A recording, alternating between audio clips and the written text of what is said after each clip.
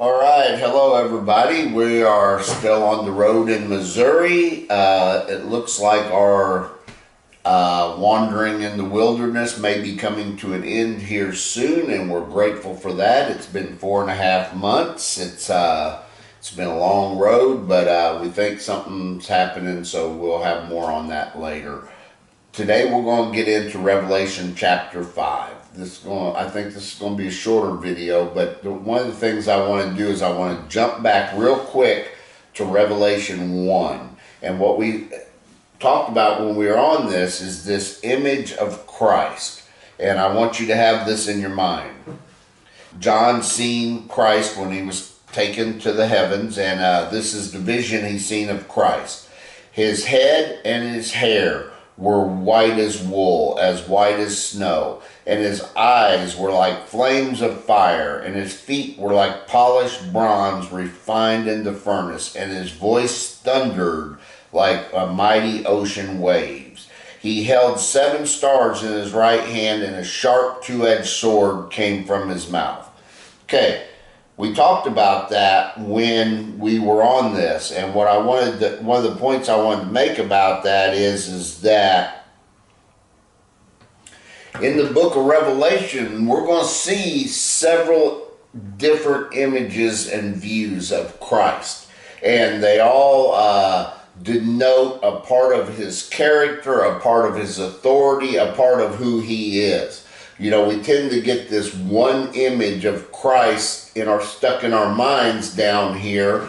You know, Christ in his fullness is much more than we even imagine. And so the reason why I wanted to go back to that is that in chapter 5, we're going to see a different image of Christ and a different part of his character.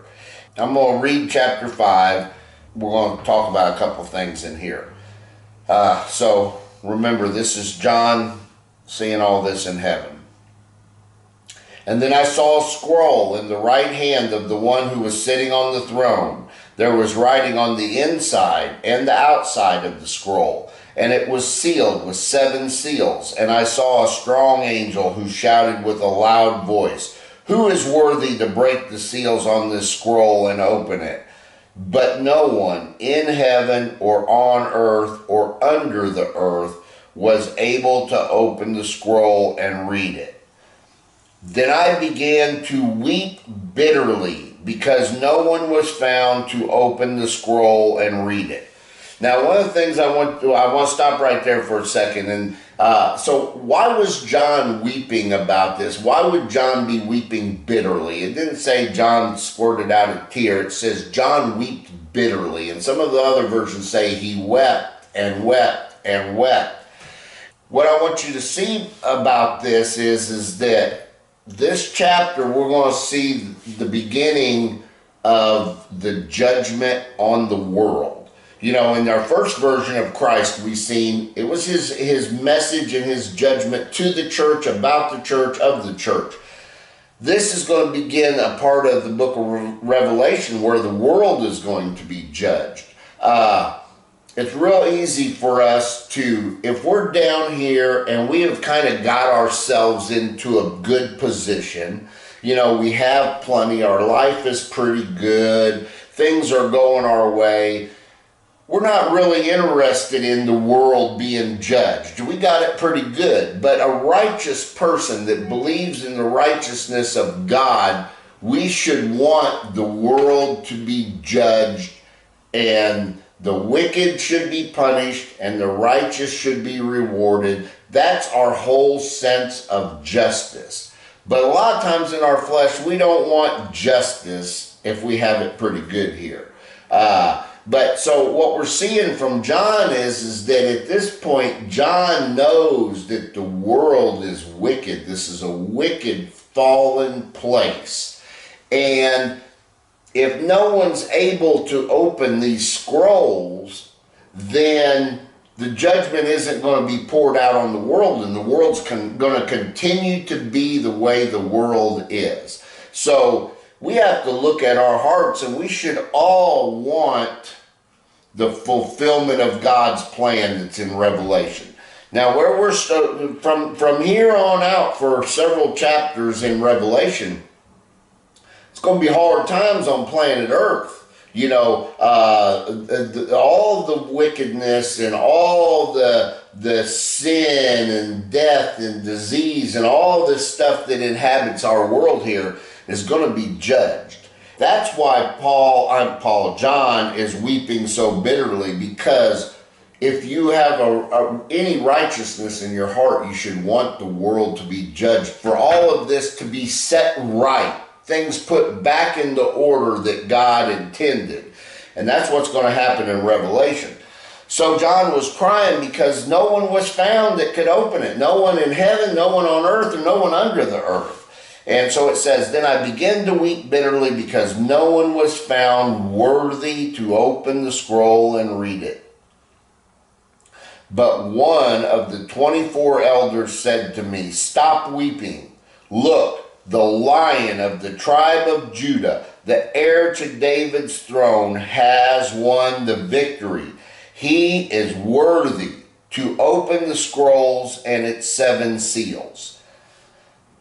Now we're going to see a different image of Christ. This isn't the one from the first one with the white, the hair white as wool and the eyes of fire and the burnished bronze. This is, then I saw a lamb that looked as if it had been slaughtered, but it was now standing between the throne and the 4 living beings and among the 24 elders. He had 7 horns and 7 eyes, which represent the 7-fold Spirit of God that is sent out into every part of the earth. He stepped forward and took the scroll from the right hand of the one sitting on the throne. And when he took the scroll, the 4 living beings and the 24 elders fell down before the Lamb. Each one had a harp, and they held gold bowls filled with incense, which are the prayers of God's people. And they sang a new song with these words, you are worthy to take the scroll and break its seals and open it, for you were slaughtered, and your blood has ransomed people for God from every tribe and language and people and nation. You have caused them to become the kingdom of priests for our God, and they will reign on earth. Then I looked again, and I heard the voices of thousands and millions of angels around the throne and the living beings and the elders, and they sang a mighty chorus. Worthy is the Lamb who was slaughtered to receive power and riches and wisdom and strength and honor and glory and blessing. And then I heard every creature in heaven and on earth and under the earth and in the sea, and they sang, blessing and honor and glory and power belong to the one sitting on the throne and to the Lamb forever and ever. The 4 living beings said, amen, and the 24 elders fell down and worshiped the Lamb. Now, the part I want you to really see about this and really get this in you is that Jesus is presented as the slain lamb. And why this is so important is that Jesus, through his crucifixion and resurrection, now has become the one that is worthy and the legitimate judge of all things in the whole world. So when we see from here on out in Revelation for a while, the judgment that comes on the earth, it's going to be some horrible things. And a lot of times we hear, oh, well, a loving God wouldn't do this and blah, blah, blah. And Jesus, Jesus is the only one that can legitimately judge the wickedness on the earth, because he paid the price. He paid the price for us with his blood. He paid the price to be the authority, the only righteous and true God that can judge. And this is all a part of the plan through Revelation that we're going to see, to restore everything the way it should be the way God always intended for it to be, before man sinned, before Satan's shenanigans and all that stuff. So we're going to get back to that point. In order to get to that point, there's some dark things that have to happen. And they're dark because mankind is wicked to his core. This idea that we have that some of us aren't that bad, or that's all nonsense. All have fallen short of the glory that we see, that John is seeing in this picture. No one can stand up against that and declare any righteousness apart from him. So the point I want you to see in this is that throughout Revelation, we're going to see different aspects of Christ and his character and his authority. And we have to have the complete picture and the complete understanding of Christ. We can't just have this one little vision of Christ that we hear in our church or in our world down here. That's very it's very deceptive to look at it from just that perspective. So what we see in this is that when Christ is able to take that scroll and open the seals, that we're beginning in the major stuff is happening. Now, for several chapters after this, we're going to see the judgment on the world. Then later on, I think it's after chapter 16, 17, or whatever, the Christians aren't even no longer involved in Revelation till the very end.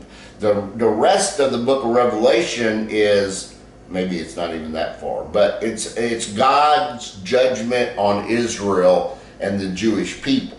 So what we have in Revelations is we have this book, chapter 1 through 22, and it's not a continuous timeline. You have to understand what's going on here, because we talk about this part, and then we'll come and talk about the same part again from a different perspective. And so, there's some overlays in the timeline. You have to understand the timeline and stuff like that. And I'm not going to get into all of that today. But what I do want you to see is that judgment is coming, and judgment is good. Judgment is righteous, and Christ has the right to judge this world. And you have to get that right in you. If you say, oh man, I got a great life here, I just want to live out my 80 or 90 years and die and go to heaven, then you're not desiring what God's desiring. You're being selfish. You're like, oh, I got a good life here. Well, there's a lot of people that don't have a good life here. There's a lot of people that are afflicted and diseased and suffering in all kinds of ways. And it should be our desire. Our heartfelt desire should be for Christ's return and to set things right. And if you don't have that, you better get down and sort that out in yourself, because that's we should all be desiring this. This is the at the end of Revelation, we are going to see the glorious return of Christ to earth. That's going to be another picture of Jesus. But what I really want you to grab on is that read this again, and when you're reading Revelation, stop and just kind of soak in who we're seeing, what version of Christ we're seeing at the time, because it tells you a lot about what's really going on. In that first version of Christ we see, he's got some hard words for the church, and he comes with that fire and that authority, and then this, we see him presented as the Lamb that was slain. If we ever get past the place where that vision of Christ doesn't affect us in our heart, we have a real problem, because Jesus died for us and for this whole thing to come about.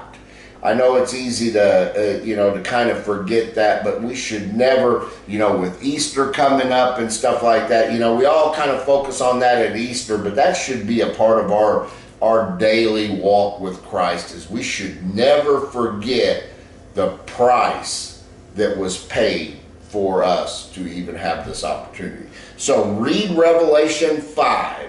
Read it slow. And there's a lot of other stuff in there. I'm just hitting certain highlights that I want you to see and kind of approach from a different perspective. But just read Revelation 5 slowly and soak in that and picture what's actually happening in heaven. That's all I got for today. Thank you.